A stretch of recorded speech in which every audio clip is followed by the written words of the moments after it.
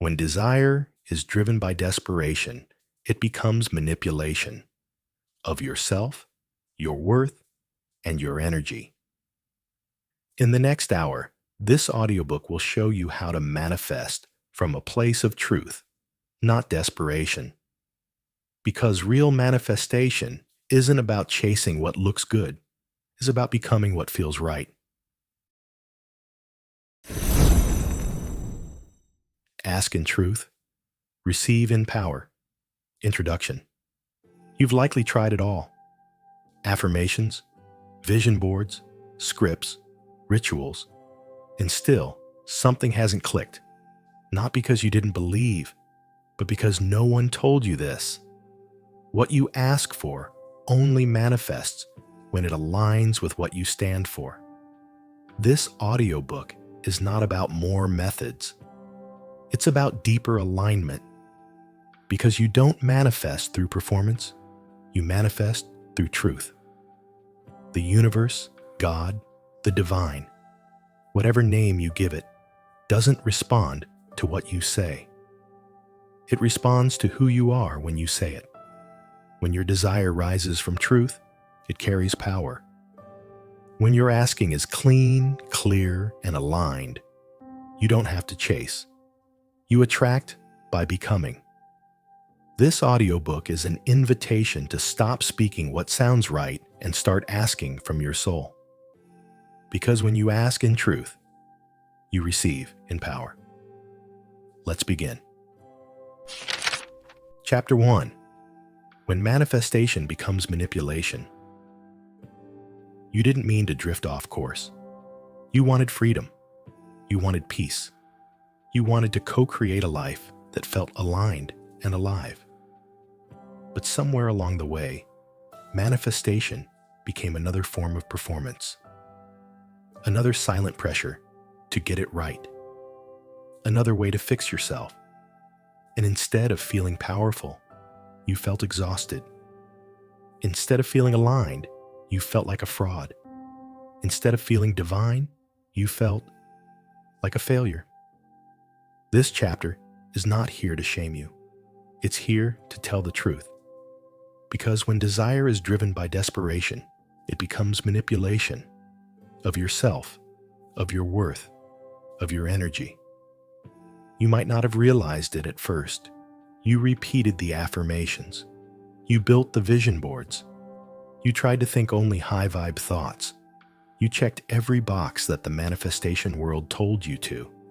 But all of it was built on top of anxiety, on top of fear that if you didn't do it perfectly, you'd miss your chance.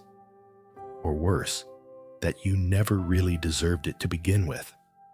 And so you kept chasing. You tried to manifest love to prove you were lovable, money to prove you were safe, recognition to prove you were enough, healing to prove you were finally whole. But none of that is truly manifestation. It's spiritual performance. It's an attempt to manipulate your outer world without making peace with your inner one. Because here's the truth. You cannot lie to your energy. You can't cover fear with a pretty affirmation and call it alignment. You can't chase from emptiness and call it expansion. You can write the list. You can chant the mantra. But if your inner state is still rooted in lack, you will manifest more of that lack. Not because you're doing it wrong, but because the universe is exquisitely honest. It reflects what you are, not just what you say. The universe doesn't respond to your words. It responds to your being. And being doesn't come from how well you perform. It comes from how well you align. Alignment isn't about being perfect. It's about being true. It's about asking for what resonates, not just what impresses. So let's get honest. What are you trying to manifest? And why? Not just because it would feel good. But what do you believe it will fix? What part of you is hoping that success, love, or visibility will finally make the noise go quiet? So many of us have been taught to use manifestation as a way to outrun our pain, to skip the deeper healing and go straight to the reward, but you can't bypass your way into true power. And the soul will always know the difference. If you feel exposed right now, that's okay. This is the first step back to integrity, because manifestation at its core isn't about creating what you don't have. It's about revealing what's always been true. It's not about attracting a fantasy life. It's about remembering who you were before fear told you to shrink. It's about stepping into the version of you who already holds the energy of what you seek. And when you're out of integrity, you try to get instead of remember. You hustle for alignment. You strive for peace. You perform for worthiness. You make vision boards from anxiety. You light candles out of fear. You visualize because you don't trust that life can still surprise you. But when you're in integrity, something shifts. Desire feels different. You're not begging the universe. You're collaborating with it. You're not forcing a result. You're following a resonance. Integrity is when your desire is rooted in truth, not in fear, not in proving, not in bypassing the work your soul is actually calling you to do. Chapter 2. The Truth. Beneath the want desire is sacred. It is not something to suppress, deny, or feel guilty about. But not every desire is born from clarity. Some desires come from wounding, others from comparison, many from fear. And when you build your spiritual practice around unexamined desire, you end up calling in things that don't fit you, things that take more than they give, or worse, things that validate your pain instead of your purpose. So here's the deeper work. Before you ask the universe to deliver, ask your soul to clarify. What is the truth beneath your want? You say you want success, but do you want to serve or do you want to be seen? You say you want love, but do you want intimacy or just relief from your loneliness? You say you want financial freedom, but do you want sovereignty or an escape from the pressure of your current life? These are not easy questions, but manifestation without self-inquiry is just projection. When you ask without honesty, you don't manifest from truth. You manifest from noise, from the chaos of what others told you success should look like, from the images you've absorbed without ever questioning whether they reflect you. Desire on its own is not dangerous, but desire without discernment can take you further from your truth. The subconscious is powerful, yes, but it is also impressionable. And if you've never slowed down long enough to examine your motivations, your subconscious may be trying to fulfill someone else's life, not your own. This is where so many seekers get stuck. They become experts in how to manifest, but never pause to ask, why do I want this? What version of me is asking for this? Do I even like the person I'm becoming in pursuit of this thing? Because there is a very real cost to manifesting out of alignment. You may get what you ask for, but it won't feel how you imagine. You'll have the success, but feel hollow. You'll be in the relationship, but still feel alone. You'll hit the goal and still wonder why it didn't quiet the ache. You didn't get it wrong. You just skipped the inner check-in. You confused hunger for purpose. You mistook urgency for truth. But there's something wiser waiting underneath all that noise, a quieter want, a deeper desire, a holy hunger that doesn't stem from lack, but from calling. That's what this chapter is asking you to reconnect with. The want beneath the want. The thing you've been reaching for that doesn't have a shape or title, just a feeling. Peace, belonging, purpose, rest. Those are not things you manifest. Those are things you return to. And when you build your external desires on top of those, you create from integrity. The reason that matters is this: only what's built on truth has the power to last. If you manifest a relationship based on insecurity, you'll live in fear of abandonment. If you manifest money based on shame, you'll keep sabotaging your ability to hold it. If you manifest visibility based on unworthiness, you'll constantly question your value. The house may look beautiful, but the foundation will always reveal itself. This is why your energy matters more than your words. This is why the why matters more than the what.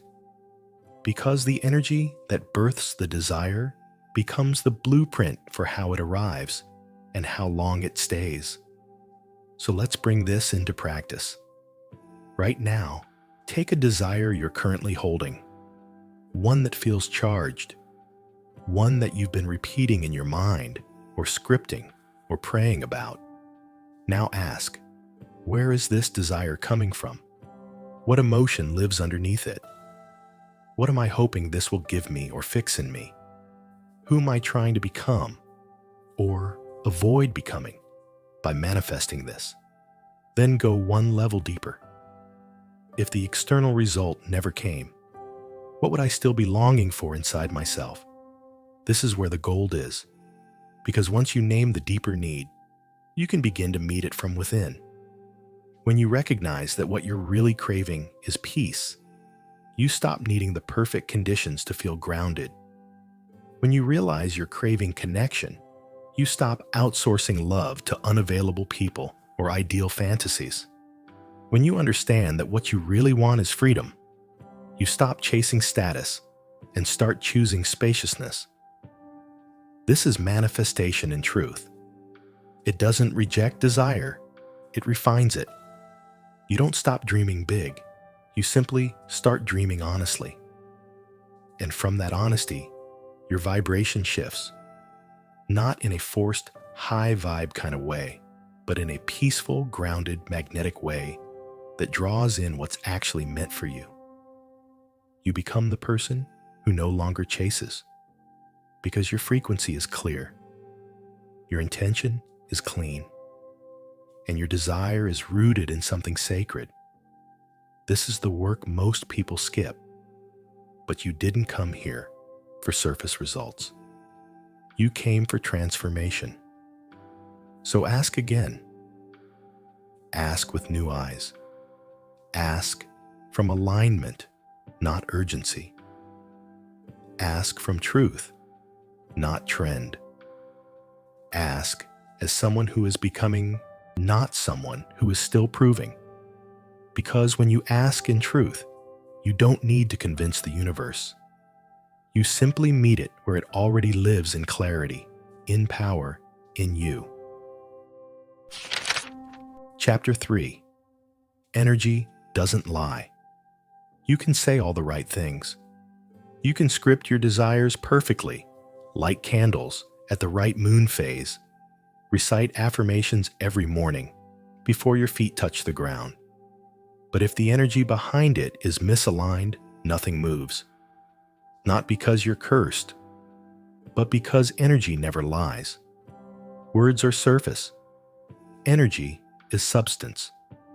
And the universe is always listening not to what you say, but to the vibration beneath your voice. It's not about being high vibe all the time. That's not realistic. You're human. You feel grief, fear, sadness, and longing. None of those emotions make you unworthy of receiving. What matters is whether you're being honest about where you are. Pretending to be aligned doesn't make you aligned. Faking peace doesn't make you magnetic. Suppressing your truth doesn't make you powerful. It just builds more static into your signal. This is why people say they're doing everything right and still feel stuck.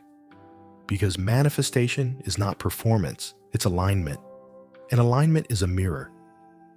It reflects what you are, not what you wish to be.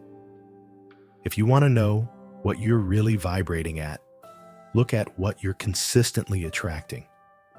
Not the random miracles, not the one-off highs, but the pattern. Do you often attract people who abandon you? It's not because you're broken, but maybe a part of you still believes you're not safe to be fully seen. Do you constantly experience financial lack? It's not because you're not spiritual enough, but perhaps there's a hidden belief that abundance comes with guilt or loss.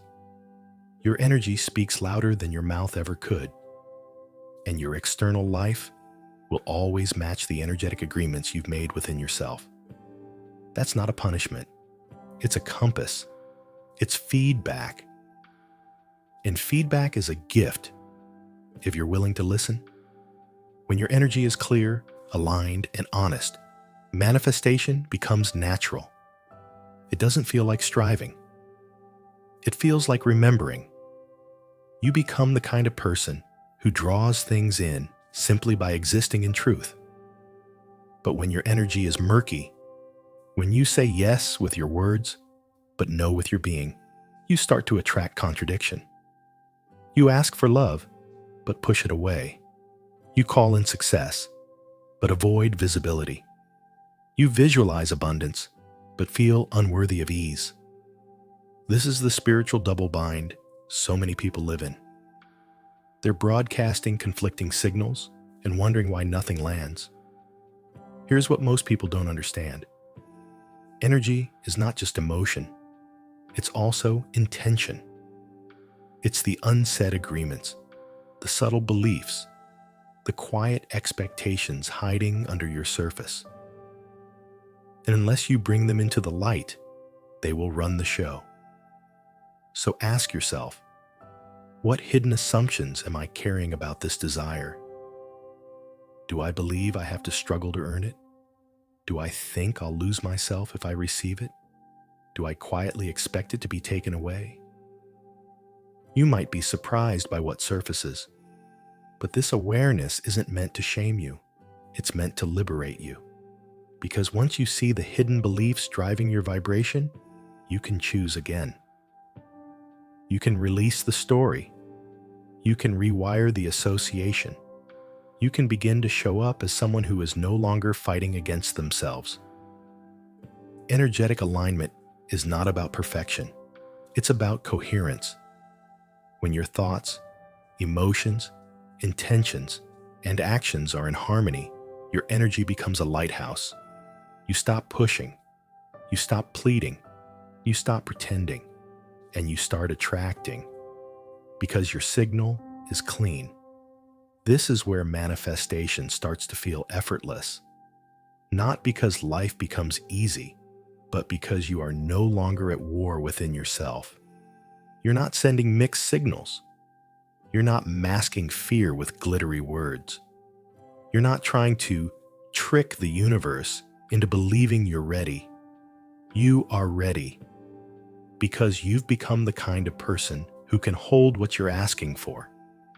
Not through force, but through alignment. Your energy is your truth in motion. It's the part of you that cannot be faked. It's the divine language the universe responds to, fluent in resonance, not rhetoric. So if you've been feeling stuck, don't ask, what else do I need to do? Ask, what else do I need to release? The clutter, the fear, the performance, the internal tug of war between wanting and not feeling worthy. Because when all of that drops, your energy settles, your signal becomes clear, and the things that once seemed far away begin to move toward you like old friends returning home. This is your invitation. Stop trying to say the right thing. Start becoming the right frequency. Because energy doesn't lie. And when yours is honest, your manifestations don't delay. Chapter 4. Clean desire, clear channel. Not all desire is clean. Some of it is heavy. loaded with proof-seeking, self-doubt, and unconscious negotiation with the universe. If I get this, maybe then I'll finally feel whole. But clean desire is different. It doesn't beg. It doesn't bargain. It doesn't carry shame as its shadow. Clean desire arises from clarity, not chaos. It doesn't come from lack or panic or fear of being left behind. It comes from alignment, from that quiet knowing that what you are asking for is not a performance. It is an extension of who you are becoming. You know when a desire is clean because it doesn't agitate your nervous system. It settles you. It excites you. Yes, but in a grounded way. There's no grasping, no forcing, no obsessive checking if it's working. Just trust, just presence, just clear transmission. And that's what manifestation ultimately is, a transmission. You're either sending out a clean signal or a scrambled one. When your desire is clean, your signal is clear. And when your signal is clear, life responds. Fast, fully, and without confusion. So, how do you know if your desire is clean? Start by noticing how it feels in your body. Does it feel like lightness or pressure? Excitement or anxiety? Peace or panic? If the desire feels like an emergency, it's probably layered with emotional baggage. It's not wrong, but it's not clean. Clean desire feels like calm anticipation, like a whisper from the future, not a scream from the past. Here's the truth most people miss. A lot of people try to manifest what they think they should want, not what their soul actually craves. They borrow dreams. They manifest based on timelines they didn't choose. They chase what's shiny instead of what's sacred. And when the desire isn't yours, your energy knows. Your body resists. Your soul hesitates. The clarity fades. That's because your channel can only stay clear when you're in truth. Not when you're trying to impress. Not when you're trying to prove you've healed. Not when you're trying to play the perfect spiritual role. So take inventory. Ask yourself, is this desire coming from my essence or my ego? If no one else ever saw it, would I still want it? If I didn't have to prove anything, would I still be reaching for it? Who gave me the idea that this was the thing I should pursue? Let the answers be honest, even if they're uncomfortable, because discomfort is the door to clarity. When you release the borrowed wants, the ego-laced ambitions, the trauma-fueled goals, you make space. And in that space, your real desire emerges. Not the loud one, not the flashy one, but the rooted one, the holy one, the one that feels like home. Clean desire doesn't grasp. It invites. It doesn't manipulate. It magnetizes. It doesn't need to rush because it knows that what is meant will not miss. That is when you become a clear channel. And what does it mean to be a clear channel? It means your intention, your frequency, your identity, and your nervous system are all saying the same thing. No cross signals, no inner yes and outer no. No spiritual detours wrapped in manifestation language. It's coherence. And coherence is what calls your manifestations into form. Not because you're forcing them to arrive, but because you've become someone they naturally gravitate toward. You're not chasing anymore. You're aligning. You're not scripting your way out of fear. You're resting in the strength of your own truth. And when you're that grounded, you don't attract what you want, you attract what you are. So if you want to call in love, become someone who embodies love. Not love as performance, but love as presence. Love as openness. Love as truth. If you want to call in abundance, embody a consciousness of sufficiency. Not entitlement, not scarcity masked with glitter, but the quiet confidence that you are already connected to everything you need. Because here's the secret: the universe doesn't give you what you beg for. It mirrors what you believe you are a match for. And when your desire is clean, your belief is unshakable.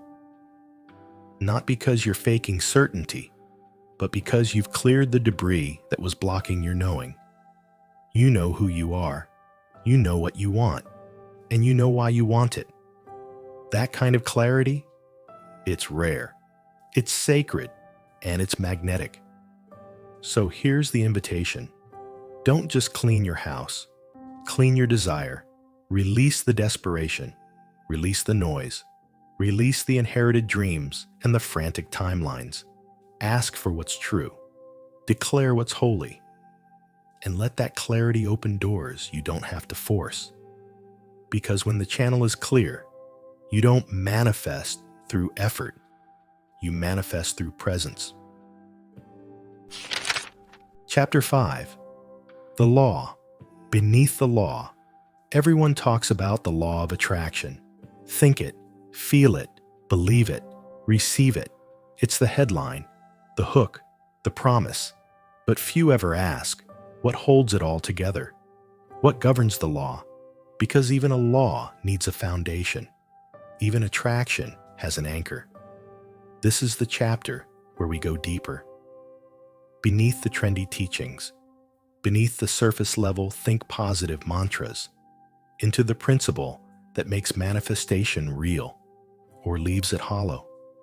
That principle is integrity, not moral superiority, not being a good person to earn blessings, but energetic wholeness, a life that doesn't leak power through contradiction. You see, the law of attraction is reactive. It mirrors your frequency. But what creates that frequency? Your alignment, your agreements, your unspoken vows, your true north. The law beneath the law isn't about getting what you want. It's about becoming what you ask for. Because manifestation without transformation is temporary. It may give you the thing, but it won't give you the capacity to hold it. And so it slips, or it breaks, or you sabotage it not because you're unworthy, but because the container wasn't built to last. The container is your consciousness. The laws you live by beneath the surface, not what you say, but what you obey in secret. For example, you say you want abundance, but do you honor circulation? Do you live with open hands, or do you grip out of fear? You say you want love, but do you practice vulnerability? Do you let yourself be seen, or do you curate and control? You say you want freedom, but do you honor your own boundaries, or do you keep betraying yourself for approval?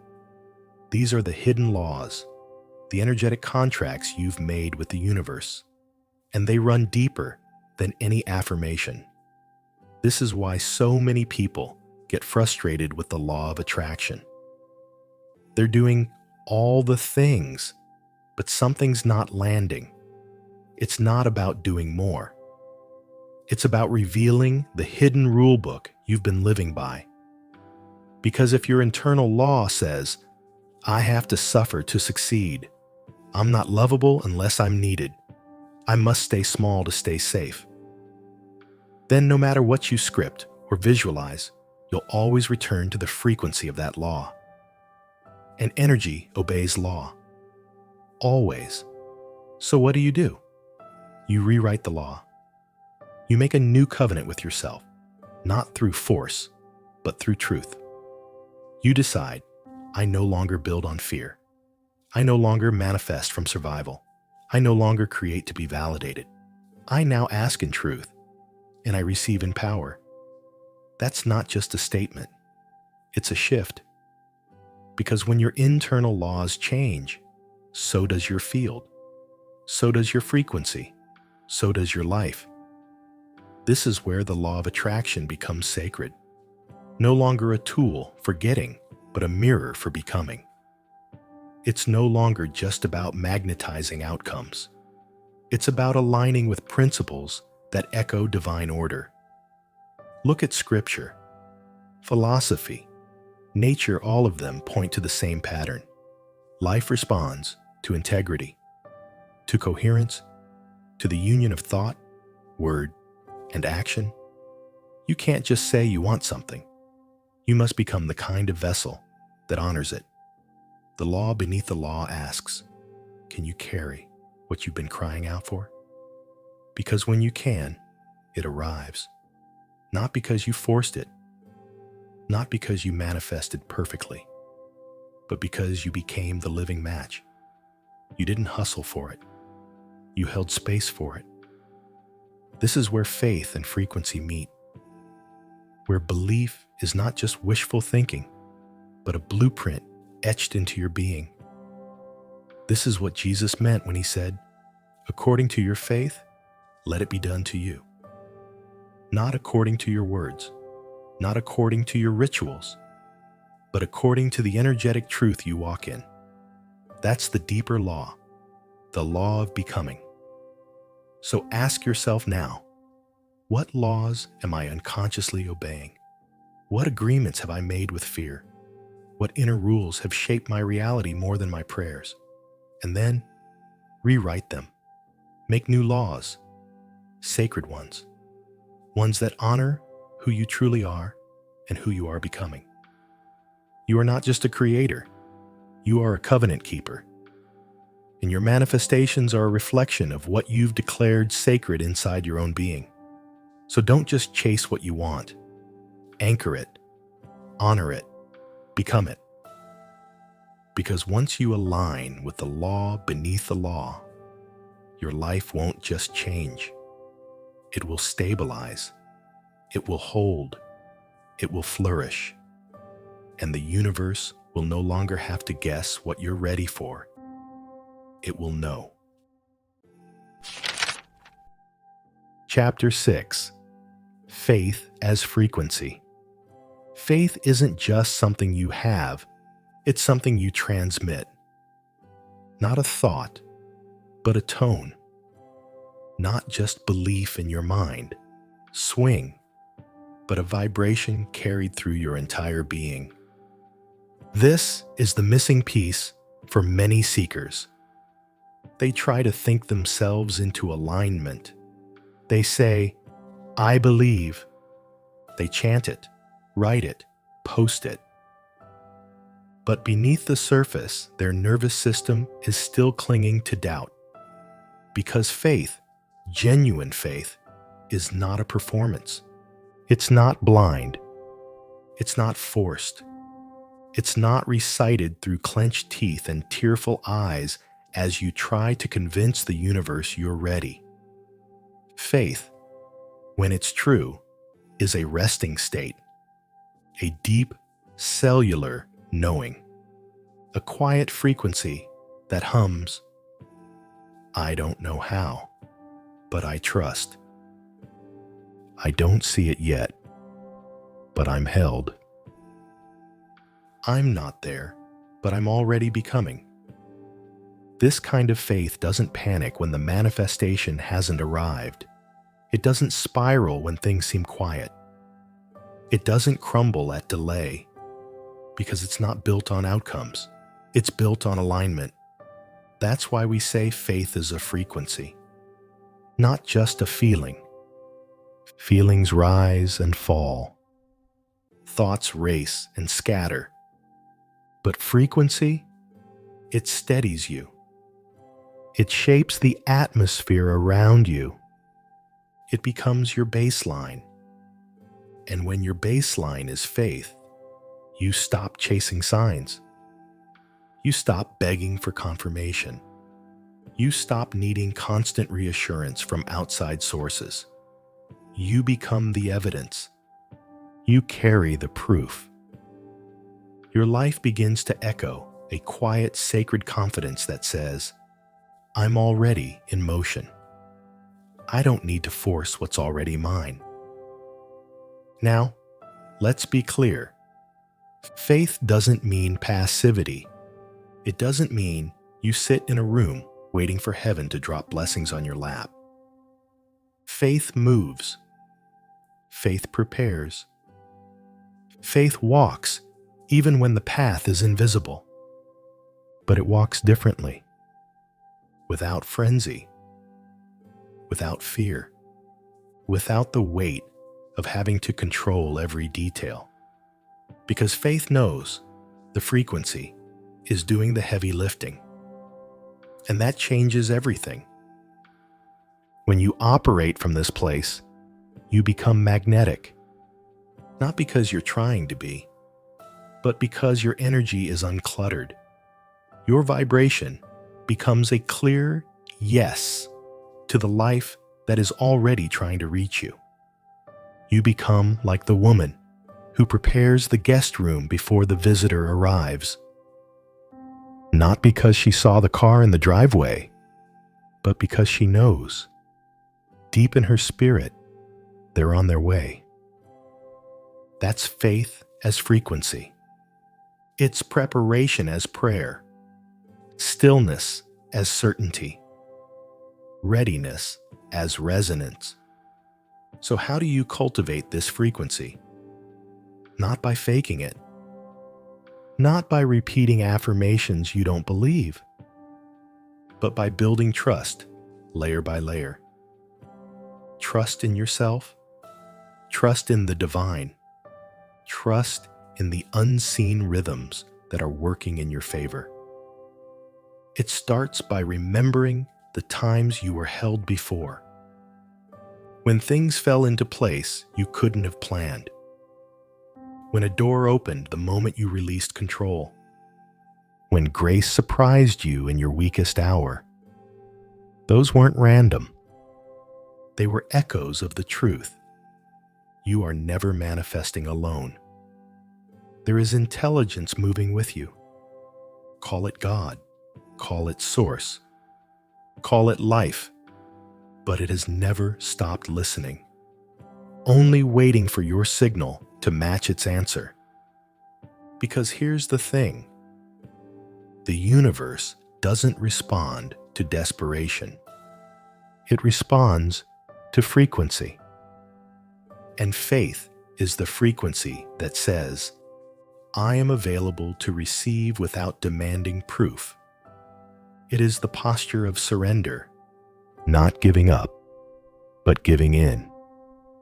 Leaning into the knowing that something wiser holds the blueprint. So if your faith has been feeling brittle, if you've been treating manifestation like a test you keep failing, pause. Return to your breath. Return to your center. Return to the frequency that says, it's safe to believe again. Not because it guarantees a result, but because it guarantees alignment. And when you are aligned, you can't help but draw in what belongs. Not through force, but through resonance. That's the quiet power of faith. It doesn't shout. It doesn't hustle. It doesn't grasp. It becomes. It prepares. It knows. This is your invitation to move out of wishful thinking and into energetic certainty, to shift from visualizing outcomes to embodying readiness, to replace frantic affirmations with still grounded truth. Because when your faith becomes frequency, you don't chase what you want. You become what it recognizes. Chapter 7. Receive without resistance. You've asked. You've aligned. You've even begun to believe. But now comes the part most people never prepare for. The part where it actually arrives. And strangely, this is where resistance often begins. We think the hardest part of manifestation is the waiting. But sometimes, the hardest part is receiving. Because to receive requires openness. It demands space. It calls you to let go of the struggle identity you've carried for so long. So many people unconsciously block the very blessings they asked for, not because they're unworthy, but because they're unfamiliar with ease. They prayed for peace, but now that it's quiet, they feel anxious. They manifested love, but now that it's safe, they want to run. They asked for overflow, but feel guilty for having more than others. This is what resistance looks like. Not slamming a door shut, but quietly keeping one foot out. Just in case it disappears. Just in case it's a test. Just in case you were wrong to believe it could be this good. This is the final barrier to manifestation. Your capacity to let it in. Because manifestation isn't just about attracting, it's about allowing, holding, becoming a space where blessings can land and linger. So ask yourself gently, where am I still guarded? Where do I flinch when goodness comes close? What am I afraid will happen if I truly receive? Sometimes we say we want something, but deep down, receiving it threatens the identity we've built. If you receive love, you can no longer hide behind heartbreak. If you receive abundance, you can no longer bond with others over struggle. If you receive clarity, you can no longer avoid the next step. Receiving means change. And change, even when beautiful, can feel terrifying. But here's the truth. You're not here to rehearse your past. You're here to embody your answered prayer. To do that, you must soften the parts of you that learn to equate pain with safety. You must gently rewire the nervous system that was trained to expect disappointment, because blessings will not fight their way in. They wait for invitation. They respond to readiness. This is where many people unknowingly slip back into resistance. They return to striving, to proving, to earning. They say, if I just meditate harder, script more, visualize better. But receiving is the opposite of effort. It's surrender. It's presence. It's the courage to let things be easy. Not because you haven't done the work, but because you finally trust that the work is done. The seed was planted. The soil was tended. Now comes the harvest. And harvest requires receptivity. Think of the farmer. He does not dig up the roots every morning to see if the fruit is growing. He doesn't yell at the soil, "Where is it?" He prepares the basket. He clears the path. He trusts the rhythm. This is your invitation now. Prepare the basket. Clear the internal clutter. Stop rehearsing loss. Stop waiting for the rug to be pulled. Let it be good. Let it feel safe. Let it arrive. This doesn't mean bypassing discernment. It means no longer defaulting to doubt. It means becoming the version of you who doesn't push love away, who doesn't shrink when praised, who doesn't downplay her desire in the name of false humility. Receiving is a sacred posture. It's the hands open, heart unguarded, spirit yielded. It's not weak. It's brave. It takes courage to be available to goodness. It takes spiritual maturity to accept what you once prayed for, without self-sabotage, without delay, without guilt.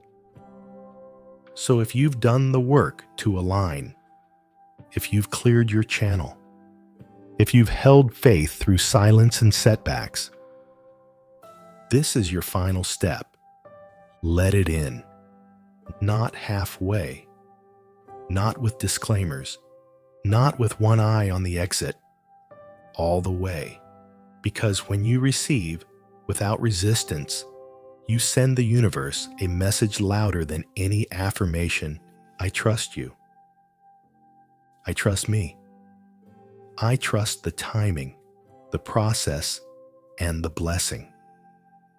And from that place, life expands, not as a reward, but as a reflection.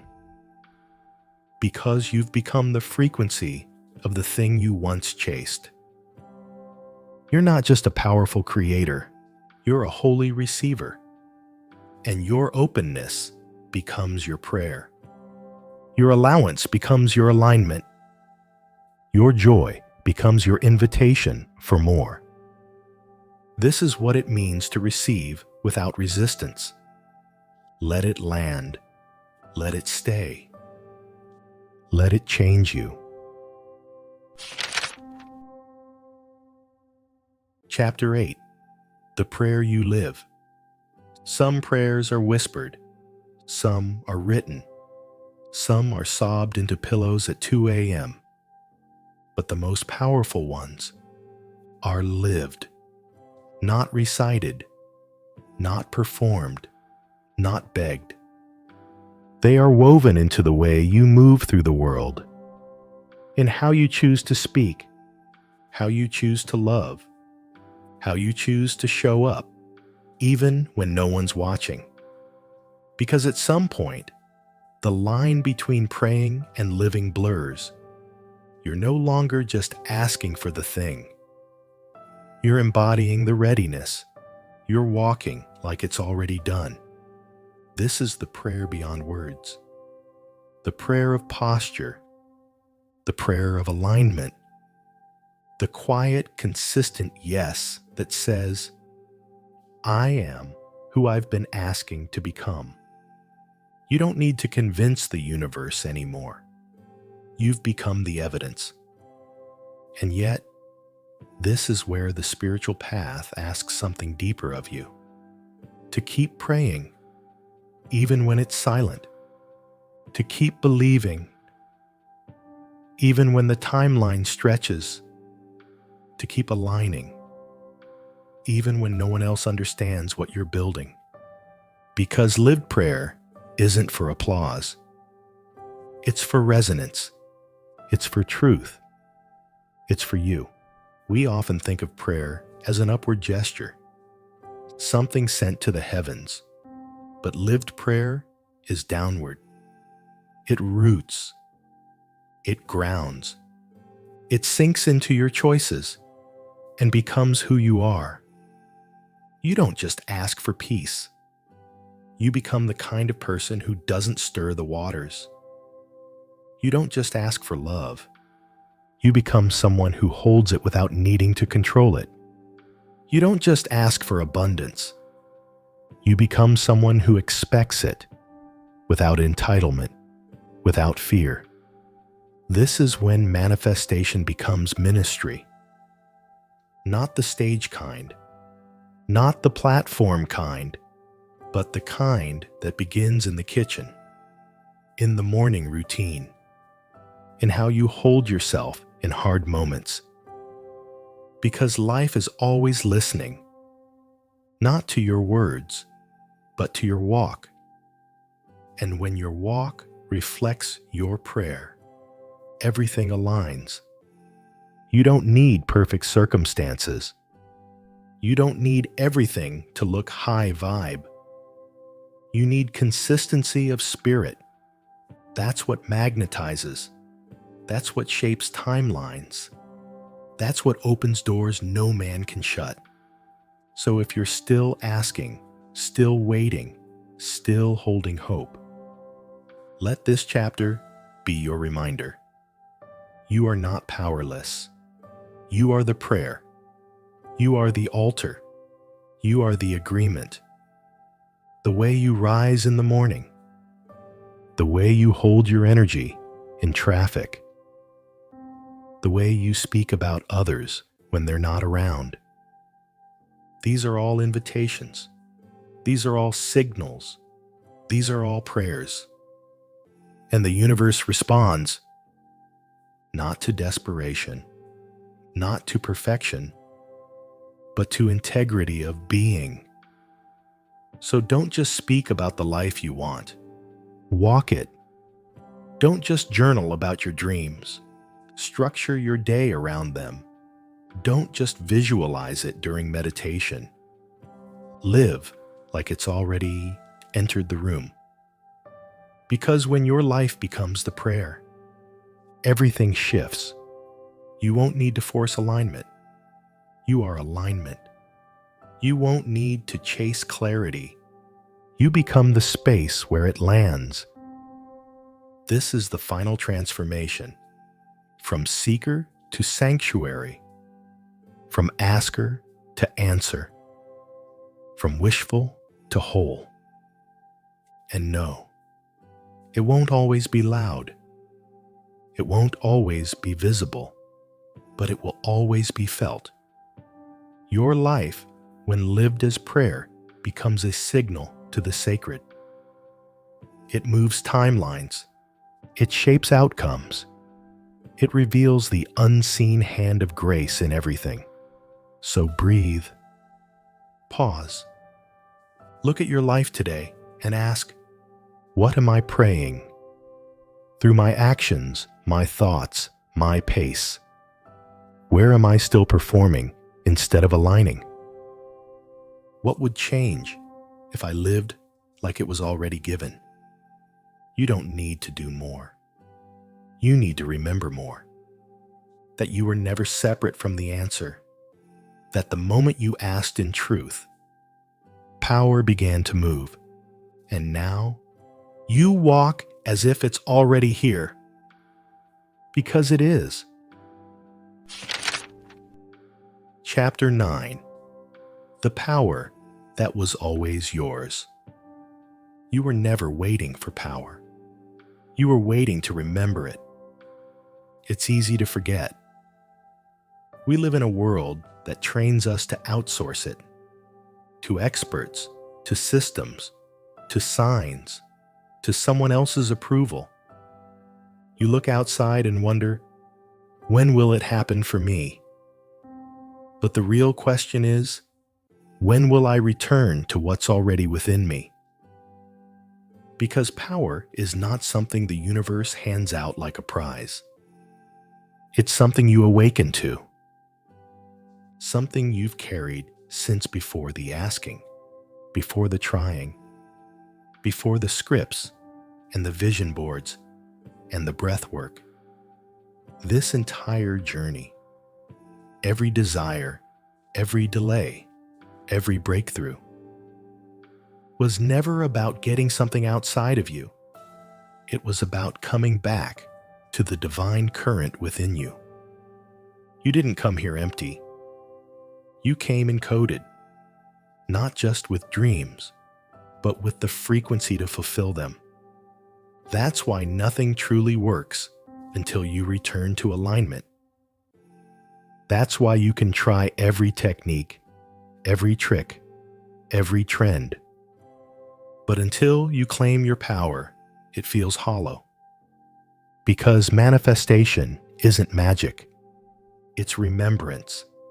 It's the art of saying, I no longer abandon myself to get what I want. I no longer chase things that require me to dim.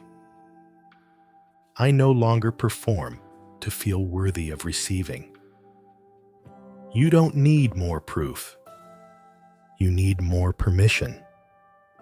To trust your resonance, to follow what stirs your spirit, to believe that your desire wasn't placed there to torment you, but to guide you. Because desire is the divine whisper. It's not greed. It's not ego. It's the signal that your soul is ready for expansion. And when you align with that, not from panic, but from peace, everything begins to shift. This is the difference between power and force. Force manipulates outcomes. Power magnetizes them. Force burns out. Power sustains. Force demands. Power invites. And the moment you remember your power, you stop grasping. You stop apologizing for wanting more. You stop watering yourself down to make others comfortable. You stand tall in your essence. And that, more than any technique, is what the universe responds to. This chapter isn't here to give you another tool. It's here to remind you of your nature. Because when you reclaim that, your very presence becomes a prayer. Your intention becomes law. Your life becomes aligned. The most powerful people are not the loudest. They're the most coherent. Their energy doesn't contradict itself. Their yes means yes. Their no is honored without guilt. They don't beg the universe. They partner with it. So ask yourself, where have I forgotten my power? Where have I handed it away in the name of fitting in or being liked? Where have I waited for someone else to confirm what I already know? And now, call it back. Not with anger, not with shame, but with sacred certainty. I return to the seat of my soul. I reclaim the voice I silenced. I honor the knowing I once ignored, because your power was never lost. It was just buried beneath the noise, beneath the programming, beneath the idea that you had to become something else to be enough. But here's the truth. You're not manifesting to become powerful. You're manifesting because you are. And power, when remembered, doesn't control. It doesn't grasp. It flows. It leads. It trusts. You don't have to scream to be heard in the spiritual realm. You only need to resonate. The universe is not testing you. It's waiting for you to remember who you are. So let this be the chapter where you stop playing small, where you stop outsourcing your intuition, where you stop shrinking in the face of your own prayers. You are the portal. You are the channel. You are the open gate between heaven and earth.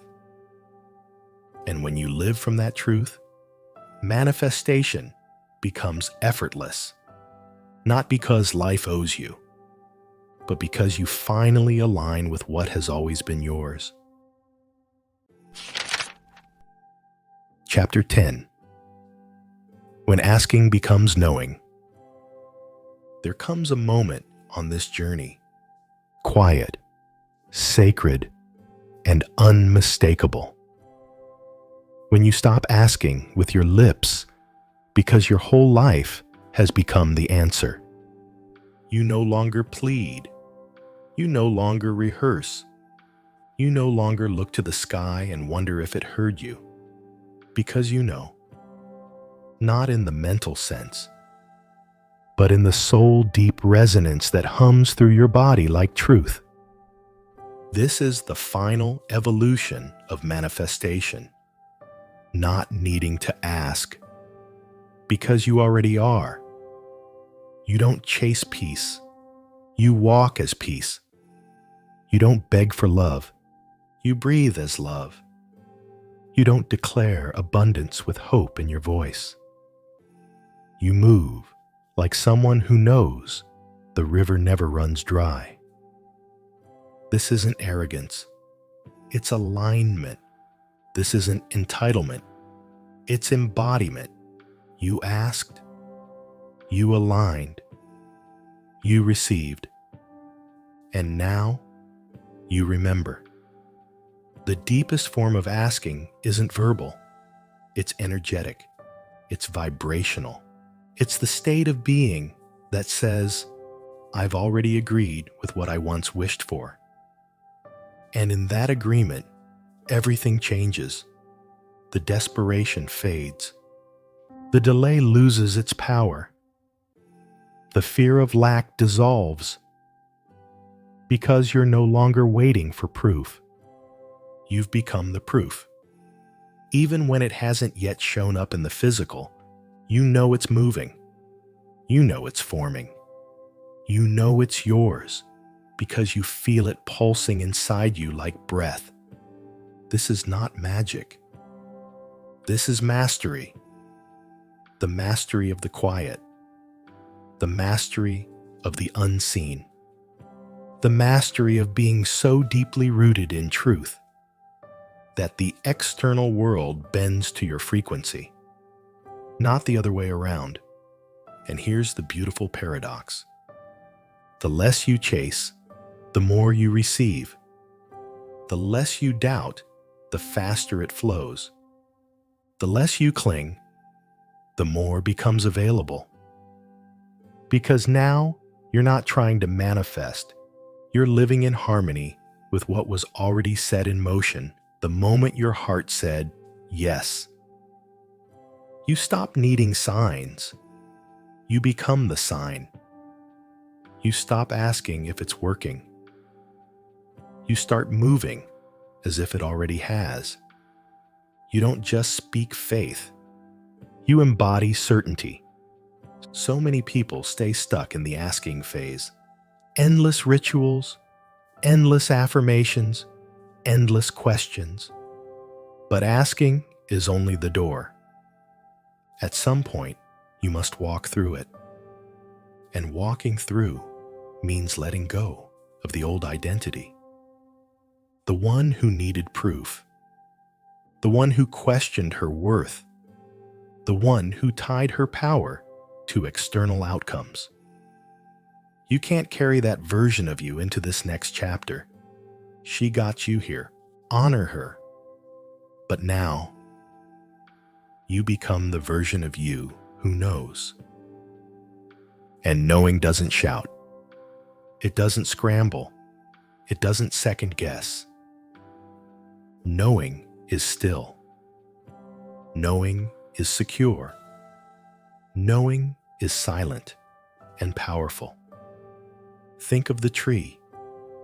It does not ask the wind if it will come. It opens its leaves and receives. Why? Because it knows the rhythm. It trusts the cycle. It doesn't question its worthiness of the sun. This is how your spirit must learn to be. Not demanding, not defensive, just open, just willing, just knowing. You may still journal. You may still pray, but it will feel different now. No longer from lack, no longer from fear, but from deep union with what already is. Because asking in truth brings power, and walking in power leads to knowing, and knowing creates the life that never left your spirit's blueprint. It was never about performing the perfect ritual. It was never about tricking the universe. It was about becoming the vessel that could hold what you asked for. And now that you are, let it unfold. Let it flow. Let it be. You've already spoken your truth. You've already cleared the way. You've already shifted your field. So now walk like someone whose prayer has already been heard. Because it has. This is the way. This is the knowing. This is the power that was always yours. You asked in truth. You received in power. Now you live as one. Who knows? Let this be the moment you stop begging and start becoming. Close your eyes for a moment. Breathe in, not just air, but the truth of who you are. You are not someone trying to manifest. You are someone who has already been heard, already chosen, already aligned. Not because you were perfect, but because you were honest. Because you were willing to strip away the noise, to get quiet enough to hear the truth beneath the performance, and brave enough to walk with it. Let this be the moment you stop looking outward for confirmation. Let this be the moment you no longer treat your desire like a distant miracle. Let this be the moment you stop begging for change and start becoming the one who lives inside the answer. You don't need more signs. You don't need to say it louder. You don't need to ask again. You've already aligned. You've already cleared. You've already opened. And now, you allow.